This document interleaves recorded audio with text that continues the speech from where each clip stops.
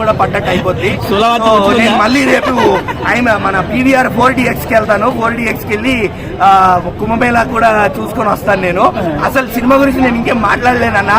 అఘోరా విశ్వరూపం, బాలయ్య విశ్వరూపం, teddy మాత్రం అసలు తాండవం. టెడ్డీ తాండవం ఇది మామూలుగా లేదు. మ్యూజిక్ అసలు 10 ఇంతలు, ఫస్ట్ పార్ట్కి సెకండ్ పార్ట్కి 10 ఇంతలు డబ్బు ఇట్లా కొట్టేశాడు. రెట్టింపు రెట్టింపు రెట్టింపు అని చెప్పి డబల్ డబల్ డబల్ అని 10 times కొట్టాడు.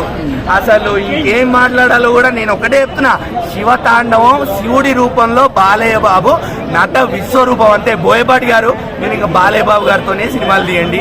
మీరు వేరే స్టోరీలు కూడా తీయకండి. అఖండ ఫ్రాంచైజీలో ఒక 10 పార్ట్లు తీయండి. మేము చూస్తాము, జనాలు చూస్తారు.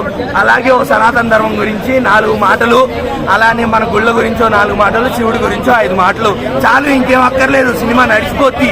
సినిమా ఎక్కడికో వెళ్ళిపోద్ది. ఆల్రెడీ ఇది గ్లోబల్ రీచ్, గ్లోబల్ లో రీసౌండ్ వస్తుంది బాలయ్య బాబు. ఇప్పుడు జై బాలయ్య అని US, ఆస్ట్రేలియా ఇంకేం లేదు, అందరూ అనాల్సి. బాలయ్య బోయపాటి దెబ్బకి అవెంజర్స్ బ్యాక్. అవెంజర్స్ కాదన్నా, ఇంకా అవెంజర్స్ మాటే లేదన్నా. అవెంజర్స్ ఎప్పుడో పెట్టి వేడ సర్దేసుకున్నారు.